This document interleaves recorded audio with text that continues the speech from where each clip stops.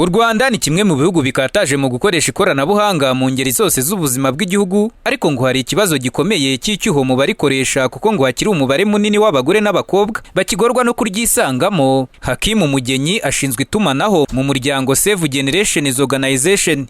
Icyo aho kigaragarira wenda nakwifashisha ubushakashatsi cyangwa raporo yakozwe igaragaza gaps ziri mu ikoreshwa ry'ikoranabuhanga, cyane cyane ku bintu bijyanye no gukoresha ama ATM ya bank. Basanze 52% y'abagore badakoresha ibyo buryo bwo gukoresha mobile banking cyangwa se gukoresha ibijyanye n'ikoranabuhanga mu bintu bijyanye na bank. Zimwe mu mpamvu zituma abagore n'abakobwa bakigorwa no kwisanga mu ikoranabuhanga zigaragazwa nk'izifitanye isano n'ihezwa ry'umugore ryakunze kubaho muri sosiyete nyarwanda. Icyakora ngo hari intambwe yatewe biturutse kuri politiki y'igihugu yo guha amahirwe angana abagabo n'abagore. Uko niko aba bagabo baganiriye n'itangazamakuru ryacu babibona. Ni ukuvuga ngo bya kera iterambere ryari riri mu bagabo, hanyuma ubu ngubu ni ukuvuga ngo cyaravivutse, iterambere riri hose. Akenshi nk'ubu tuvuge nk'umudamu wanjye ashobora kuba ari mu cyaro, akaba afite gahunda cyangwa mu nshingano ze gahunda yo guhinga gusa.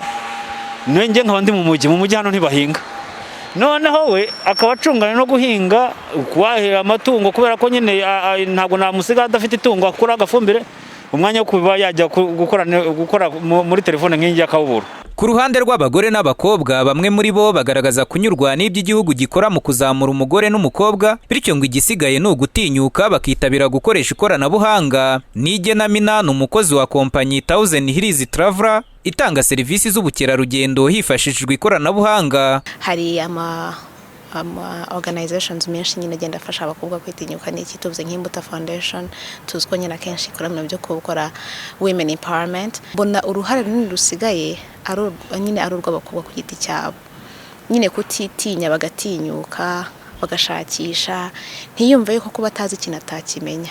Minisiteri y'Uburinganire n'Iterambere ry'Umuryango nayo igaragaza ko abagore n'abakobwa usanga hari benshi muri bo badafite ubumenyi buhagije ku ikoreshwa ry'ikoranabuhanga. Ibi kandi ngo binafitanye isano no kuba benshi muri bo batabasha kubona ibikoresho by'ikoranabuhanga ku rwego rumwe n'urw'abagabo. Ku bw'ibyo ngo hafashwe ingamba zo gushishikariza buri wese mu rwego arimo gufasha abagore n'abakobwa gutera imbere mu by'ikoranabuhanga. Pierre Celestin Nizeyimana ni inzobere mu isesengurabukungu muri Minisiteri y'Uburinganire n'Iterambere ry'Umuryango. Turagenda noneho tukavuga tuti murebe mwigenamigambi ryanyu, ni mugerageze ibishoboka tukabagaragariza icyuho, tuganafatanya no mwigenamigambi ryabo kugira ngo cya cyuho kigende kigabanuka. Buriya hari ibintu tugomba kurwana nabyo kandi bigoye, bya ni nakubwiraga by'imyumvire. Urabizi nk'ubu umwana mutoya w'umukobwa iyo akiri mutoya afite ibikinisho akinisha, usanga n'umubyeyi ubwe avuga ati uyu mwana reka mugurire igikinisho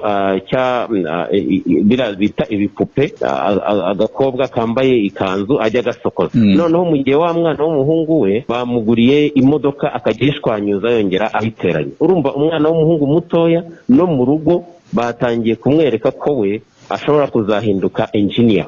Raporo mpuzamahanga yiswe Global Gender Gap Report yashyizwe hanze muri Werurwe uyu mwaka igaragaza ko kuziba icyuho kiri hagati y'abagore n'abagabo mu ikoreshwa ry'ikoranabuhanga bizasaba nibura imyaka 135 mu gihe nta gikozwe. U Rwanda rwo rwiyemeje kugabanya iki cyuho bitarenze umwaka wa 2026. Daniel Hakizimana, Flash TV.